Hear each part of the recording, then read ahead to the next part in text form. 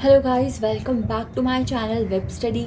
आज की वीडियो में हम एक न्यू टॉपिक स्टार्ट कर रहे हैं, वो है क्वाड्रिलेटरल। बट बिफोर दैट हमने जो दो क्वेश्चंस छोड़े हैं हम वो पूरे करेंगे, then after will start quadrilateral. Also इस वीडियो को एंड तक ज़रूर देखना, because after doing these two questions मैं आपको बहुत ही न्यू चीज़ कराऊंगी मैं आपको लर्न फॉर्मूलेज ही, बट उसको डिराइव करके एक्सप्लेन करके मैं आपको समझाऊंगी, जिसमें आपको बहुत मज़ा आएगा। अगर आपने वो चीज़ सीख ली तो आप कोई भी 2D फिगर के एरियाज़ खुद निकालना सीख सकते हैं। पता ये चीज़ सभी को होती है, बट द प्रॉब्लम इज़ कि कोई उस वे में सोचता नहीं है। तो स्टार्ट करते हैं। फर्स्ट क्वेश्चन इस वीडियो का, ABC is a triangle in which D is mid point of BC and E is mid point of AD। Which of the following statement is correct. आपको एक ट्रायंगल बताया है ABC, ठीक है, और बोला है कि D मिड पॉइंट है BC के एंड E जो है वो मिड पॉइंट है AD के। तो दो स्टेटमेंट्स दिए हैं, आपको बताना है उन दोनों में से कौन सी स्टेटमेंट सही है, या फिर दोनों सही है, कोई भी सही नहीं है। ऑल्सो मुझे काफ़ी बच्चों के कमेंट आए थे कि जो इंग्लिश लैंग्वेज है उसको हिंदी में बताओ, तो मैं दोनों में बताने की कोशिश करती हूँ। तो अगर आपको लग रहा है कि आपको फिर भी समझ नहीं आ रहा तो कमेंट करके बता सकते हैं। फर्स्ट ऑप्शन है, the area of ABC is equal to 4 times of area of BED। यानी कि यहाँ पर बोला है कि एरिया ABC का 4 गुना होना चाहिए BED के। हम अभी डायग्राम ड्रॉ करके देखेंगे अगर आपको ऐसे समझ नहीं आ रहा है, बट मैं आपको बस एक बार बता दे रही हूँ क्वेश्चन क्या है। The area of triangle ADC is twice area of BED। तो पहले हम डायग्राम बनाते हैं। तो ये है डायग्राम, इसमें बोला है कि BD जो है वो किसके इक्वल है, वो DC के इक्वल है, और AD जो है वो ये D नहीं, ये E है। AD जो है, सॉरी, AE जो है वो किसके इक्वल है, वो इक्वल है AD के, राइट, बिकॉज ये मिड पॉइंट है, राइट। इस लाइन का मिड पॉइंट ये है और इस लाइन का मिड पॉइंट ये है, इसीलिए, ठीक है। अब क्वेश्चन में बोला था कि ABC, ये जो ट्रायंगल का एरिया है, ट्रायंगल ABC, वो किसके इक्वल है, 4 टाइम्स ऑफ ट्रायंगल, कौन सा ट्रायंगल BED। इस वाले, अगर हम इस लाइन को ड्रॉ करें तो इस ट्रायंगल के 4 गुना है ट्रायंगल BED। ये बोला है। फर्स्ट स्टेटमेंट ये है। सेकंड स्टेटमेंट देखते हैं। सेकंड स्टेटमेंट है, the area of ADC, triangle के ADC, एरिया लगा देना सबके आगे। ये ट्रायंगल का एरिया किसके इक्वल बताया है, twice the area of triangle BED। Okay, same BED ये बोला है। इस सबके आगे एरिया लगा लेना आप, राइट, एरिया, क्योंकि यहाँ पर किसकी बात हो रही है, एरिया की बात हो रही है, ठीक है। तो अब मैंने आपको प्रीवियस वीडियो में बोला था यहाँ पर आपको एक न्यू चीज़ एक्सप्लेन करनी है, तो वो न्यू चीज़ बताते हैं। वो न्यू चीज़ है क्या, सी, अगर एक ट्रायंगल होता है, ठीक है, अगर एक ट्रायंगल होता है उसके एक पॉइंट से, ठीक है, एक पॉइंट से अगर आप एक line opposite to that point draw करते हो, तो वो बेस को जिस रेशियो में डिवाइड करता है ना, उस ट्रायंगल के जो 2 पार्ट्स बनते हैं उनके एरिया भी सेम रेशियो में डिवाइड हो जाता है, ठीक है। अब ये चीज़ मैं एक्सप्लेन करके नहीं बताऊंगी क्योंकि ये मोस्ट ऑफ द स्टूडेंट्स को पता होता है, बट एक बार रिवाइज करा रही हूँ कि जब भी एक कॉमन पॉइंट से, एक ट्रायंगल की कॉमन पॉइंट से एक सीवियन ड्रॉ करिए आपने। सीवियन क्या होती है, लाइन होती है। That line can be perpendicular, it can be angle bisector, और it can be median, any line, ठीक है। I am not talking about a particular line, मैं बोल रही हूँ कोई भी लाइन ड्रॉ करते हैं ऑपोजिट साइड में, उस एंगल के ऑपोजिट, इस पॉइंट के ऑपोजिट साइड में, तो वो जो साइड को जिस रेशियो में डिवाइड करेगी उसी रेशियो में उसका एरिया डिवाइड हो जाता है। आई होप ये सभी को पता होगा, ठीक है। अब इस कॉन्सेप्ट को यूज़ करके हम इसका आंसर निकालेंगे कैसे, ठीक है। अभी तो हमने देखा कि बड़े वाले ट्रायंगल की सीवियन, अब देखो ये जो ट्रायंगल है, ट्रायंगल ABD, ये वाले ट्रायंगल को देखो, इसका भी तो पॉइंट है जिससे ऑपोजिट साइड में एक लाइन ड्रॉ हो रही है, ठीक है। इसको क्या बोलेंगे, सीवियन बोलेंगे, ये जो लाइन ड्रॉ हो रही है, ठीक है। ये जो सीवियन है बेस को किस रेशियो में डिवाइड कर रही है, 1:1, ये भी तो 1:1 में डिवाइड कर रही है, ठीक है, ओके।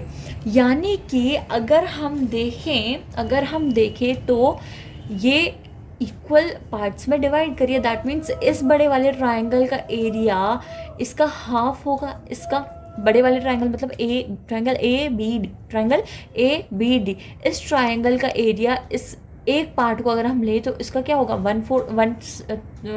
1/2 होगा, हाफ होगा। क्लियर है ये चीज़? क्योंकि जो C1 है वो इक्वल पार्ट्स में डिवाइड कर रही है, इसीलिए एरिया भी क्या हो जाएगा, इक्वली 1/2 और 1/2 में डिवाइड हो जाएगा। क्लियर है ये चीज़? ओके।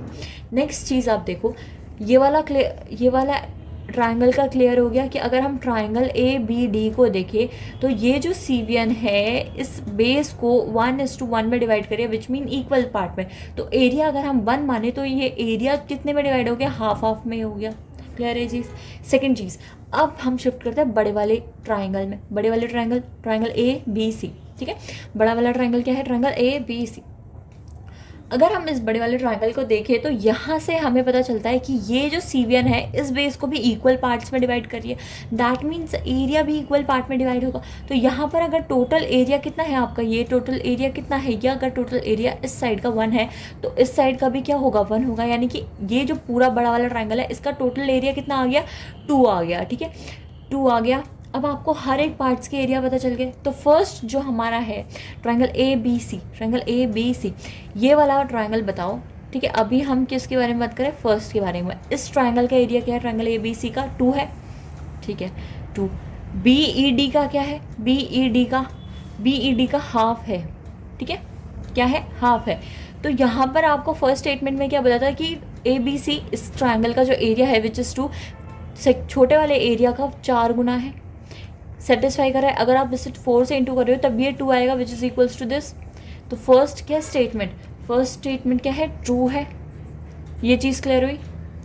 अब सेकंड स्टेटमेंट देखो, ट्राइंगल ADC, क्या ट्राइंगल कौन सा है, ट्राइंगल ADC, ठीक है। नेक्स्ट देखो ट्राइंगल ADC, ये कितना है, ये हमारा एक है, इसका एरिया क्या है, 1 है, ठीक है, 1। अब क्या बोला है नेक्स्ट, उसके साथ कौन से ट्राइंगल के साथ इक्वेट करा है, BED, ट्राइंगल BED, इसका एरिया क्या है, इसका एरिया हाफ है। तो क्या बोला है, बड़े वाले ट्राइंगल विच इज़ ADC, इसका जो एरिया है वो छोटे वाले ट्राइंगल का क्या है, ट्वाइस है। तो सही बोला, तभी तो इक्वल होगा, ठीक है, तभी तो इक्वल होगा। तो दोनों स्टेटमेंट क्या है, ट्रू है। ये भी स्टेटमेंट सही निकली, ठीक है, यानी कि दोनों स्टेटमेंट जो है वो सही है, ठीक है। पता चल के आपको कॉन्सेप्ट C1 का कॉन्सेप्ट याद रखना है। अगर एक triangle, if there is a triangle which is ABC, अगर हम एक पर्टिकुलर पॉइंट से किसी भी उसके ऑपोजिट बेस में एक लाइन ड्रॉ कर रहे हैं, तो जिस रेशियो में वो लाइन उस बेस को डिवाइड करेगी, ट्राइंगल का एरिया भी उसी रेशियो में डिवाइड होगा। चाहे ये वाली ले लो, चाहे C1 यहाँ से ड्रॉ कर लो, चाहे इस पॉइंट से ड्रॉ कर लो, डजेंट मैटर, ठीक है। बस जिसमें वो लाइन जाके लैंड कर रही है वो वाली साइड में वो जिस रेशियो में डिवाइड करेगी साइड को, उसी रेशियो में उस पार्ट के क्या होंगे, एरिया का डिवीजन होगा, ठीक है। तो इस क्वेश्चन का आंसर क्या है, इस क्वेश्चन का आंसर है बोथ 1 and 2 आर करेक्ट, ठीक है।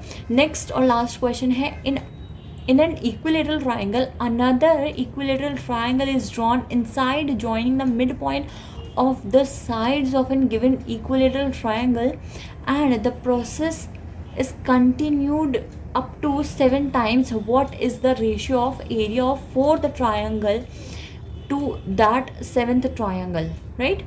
अब यहाँ पर क्या बोला है कि इक्विलेटरल ट्राइंगल को लेके इन्होंने बात करी है कि अगर आप एक इक्विलेटरल ट्राइंगल ड्रॉ करते हैं, फिर उसके अंदर उस इक्विलेटरल ट्राइंगल की साइड्स को देख के, ठीक है, साइड्स के मिड पॉइंट्स को ज्वाइन करके उसके अंदर एक इक्विलेटरल ट्राइंगल ड्रॉ करते हैं। ऐसा आप लगातार 7 बार करते हैं, यानी कि there are total 7 equilateral triangle. तो आपको बताना है कि फोर्थ इक्विलेटरल ट्राइंगल का एरिया 7th के साथ किस रेशियो में डिवाइड होगा, ठीक है। तो पहले आपको फिगर ड्रॉ करके बताते हैं। ये है आपकी फिगर जो कि कुछ ऐसी दिखेगी। अब आप सोच रहे होंगे कि मैं आपको पूरा 8 ट्रायंगल्स बना के दिखाऊंगी, तो नहीं, क्योंकि हमें उतना करना ही नहीं है। ये भी मैंने इसीलिए बनाया है क्योंकि मुझे आपको एक्सप्लेन करना है, इसीलिए, अदरवाइज़ मैं नहीं ड्रॉ करती, डायरेक्टली इसका आंसर निकलता। देखो मैंने आपको बताया था कि अगर एक ट्रायंगल है ए बी सी, ठीक है, उसके मिड पॉइंट्स दिए हैं डी ई एफ, ठीक है, उसके साइड्स के मिड पॉइंट्स दिए हैं, ठीक है। मिड पॉइंट थ्योरम में क्या बताया था कि अगर किसी भी ट्रायंगल के दो मिड पॉइंट्स को ज्वाइन कर दिया जाए तो वो तीसरी साइड के पैरेलल होता है और उसका हाफ होता है। ये चीज़ क्लियर है, ठीक है। अगर मैं बोलूँ ये 1 है तो ये क्या होगा, 2 होगा, राइट। ये चीज़ क्लियर है। ये मिड पॉइंट थ्योरम याद है ना कि अगर वो जिस रेशियो में डिवाइड करेगा उसी रेशियो में ये भी होंगे डिवाइड। अगर ये 2 है तो ये 2 होगा और ये उसका हाफ होगा 1। ये चीज़ क्लियर है, आई होप सभी को पता हो क्योंकि मैंने बहुत अच्छे से एक्सप्लेन करी है, ठीक है। नेक्स्ट चीज़ यहाँ पर देखो, ये इसकी पैरेलल है बिकॉज दो मिड पॉइंट से जोड़ के बना है तो पैरेलल तो होगा ही। अगर ये 2 है, जस्ट बिकॉज इक्विलेटरल ट्राइंगल की बात करें जिसकी सारी साइड्स इक्वल होती है तो ये 1 होगा और सिमिलरली ये 1 होगा, ठीक है। तो यहाँ से हमें एक बात पता चलती है कि ये जो बड़ा वाला ट्रायंगल है, ये जो बड़ा वाला ट्रायंगल है इसकी साइड्स क्या है, 2 है और इसकी साइड्स क्या है, 1 है। यानी कि पेरीमीटर की बात करेंगे तो अगर हम पेरीमीटर की बात करेंगे तो इक्विलेटरल ट्रायंगल के पेरीमीटर का रेशियो क्या होगा, हाफ होगा। यानी कि अगर इसका 2 होगा तो इसका 1 होगा। ये चीज़ क्लियर है। बट बात आती है यहाँ पर एरिया की, राइट। बात किसकी आती है, एरिया की आती है। आप देखोगे कि इस ट्रायंगल के अंदर, ठीक है, सपोज करो इस ट्रायंगल का एरिया क्या है, 1 है, ठीक है। इस ट्रायंगल के अंदर 4 ट्रायंगल्स बन रहे हैं, एक ये, 4 ट्रायंगल्स बन रहे हैं, ठीक है। और 4 ट्रायंगल्स कैसे बन रहे हैं, इक्विलेटरल ट्रायंगल बनेंगे। सी बता देती हूँ मैं आपको, टेंशन मत लो। देखो यहाँ पर इसके साइड्स पता चल के 1 है, 1 है, 1 है, that means it is a equilateral triangle, ठीक है। ये इस साइड का मिड पॉइंट है, यानी कि यहाँ पर क्या होगा, 1 होगा, यहाँ पर क्या होगा, 1 होगा, ठीक है। ये पॉइंट इस साइड का मिड पॉइंट है, यानी कि ये 1 का होगा, इसकी लेंथ 1 होगी। तो यहाँ पर देखो सबकी लेंथ क्या आ रही है, 1 1 आ रही है। That means all these 4 triangles will be a equilateral triangle, right. तो अगर पूरे वाले का एरिया 1 है तो स्मॉल का एरिया कितना होगा, एक की बात करें तो 1/4। क्लियर है ये चीज़। आप देखो बड़े वाले ट्रायंगल का एरिया और छोटे वाले ट्रायंगल का एरिया का रेशियो क्या आ रहा है, 1:1/4, यानी कि 4 अगर बड़ा वाला है तो छोटे वाले का 1 होगा, ठीक है। नेक्स्ट देखो स्मॉल 1 है ये, अब हम स्मॉल 2 की बात करेंगे विच इज़ जो उसके अंदर है, दिस वन, राइट। सेम यही चीज़ फॉलो करेंगे। अगर ये 1/4 है तो ये इसका क्या होगा, divided by 4, because same cheese same process यहाँ पर होगा। ये 1 है तो इसकी साइड्स क्या होंगी, हाफ हाफ होंगी, ठीक है। तो इसका क्या हो गया, इसका ये 1/4 पार्ट हो गया, कितना हो गया, 1/16। क्लियर है। अब इसके बाद एक और की बात कर लेते हैं जो उसके अंदर ड्रॉ करा है मैंने, ठीक है। अगर बड़ा वाला ट्राइंगल का एरिया 1/16 है तो छोटा वाला क्या होगा, उसका 4th पार्ट, ठीक है। तो कितना हो जाएगा, 1/64। That's it. अब इनको लिख लो रेशियो में, क्योंकि यहाँ से मैं अभी आपको एक चीज़ एक्सप्लेन करने वाली हूँ, वो आपको एनालाइज करके पता चलेगी। देखो ये मैंने आपके 4 ट्राइंगल के, 4 इक्विलेटरल ट्राइंगल के एरिया का रेशियो लिखा है, ठीक है। पहले वाले का 1 था, उसके बाद 1/4 आया, उसके बाद उसका 1/4 आया, उसके बाद उसका 1/4 आया, ठीक है। अगर आप इसको ध्यान से देखोगे तो इन दोनों का रेशियो क्या है, 4:1, राइट। अब देखो इन दोनों का रेशियो क्या है, 4:1।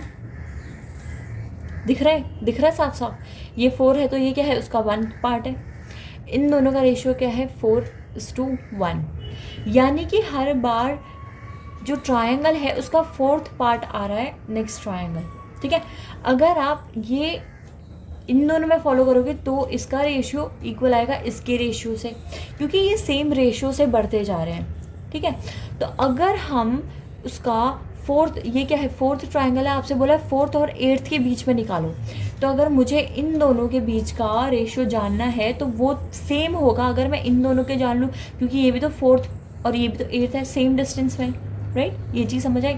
अगर मैं बात करूँ इसके यानी कि ये फर्स्ट ट्रायंगल था तो उसका फोर्थ ट्रायंगल के बीच में रेशियो, तो मेरे फोर्थ और एट्थ के बीच का रेशियो भी तो सेम होगा इन दोनों के, सेम इन दोनों से, क्योंकि यहाँ पर हमने देखा इन दोनों का रेशियो सेम है इन दोनों से और इन दोनों का सेम है इन दोनों से। अगर मैं एक एक गैप लूँ तो इन दोनों का यानी कि फर्स्ट और थर्ड का सेम होगा सेकेंड और किससे, फोर्थ से। ठीक है, तो एक पर्टिकुलर पैटर्न में ये बढ़ते जा रहे हैं। अगर मैंने यहाँ से फर्स्ट से फोर्थ का रेशियो निकाला तो वही रेशियो सेम होगा फोर्थ और एट्थ का। तो यहाँ पर मैंने देखा फर्स्ट और फोर्थ का रेशियो क्या है, 1:1/64 है। दैट मीन्स 64 वाला अगर हमारा फोर्थ है तो उसका 1th पार्ट होगा। ये वाला ऑप्शन सही आएगा, which is option C. I hope समझ में आया। नहीं समझ में आया तो एक बार दोबारा से देखो मैंने क्या बोलने की कोशिश करी है। ऐसी अगर मैं बोल रही हूँ, अगर आपको ऐसे समझ नहीं आया तो मैं एक और तरीके से समझाती हूँ कि ये क्या है, हमारे जीपी हैं।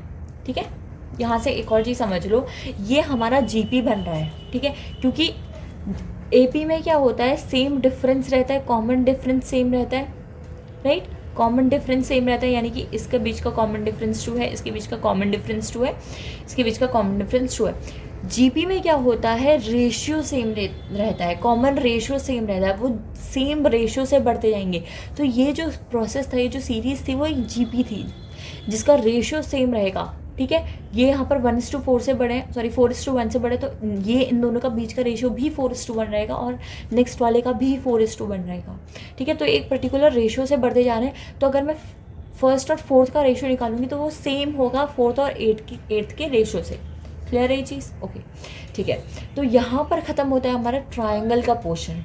ठीक है, यहाँ पर अब हमारा ट्रायंगल का पोर्शन ख़त्म हो गया है, क्योंकि मैंने ये क्वेश्चन नंबर 20 भी आपको करा दिया है। इसका ऑप्शन सही है सी। नेक्स्ट वीडियो में हम स्टार्ट करेंगे क्वाड्रिलेटरल, बिकॉज अगर मैं इसी वीडियो में क्वाड्रिलेटरल कराऊंगी तो मेरा पूरा नहीं होगा, इसीलिए मैं चाहती हूँ एक सेपरेट वीडियो हो जिसमें मैं क्वाड्रिलेटरल डिस्कस करूँ। Thank you so much guys for watching this video. For more such videos please to like, share with your friends and subscribe to my channel.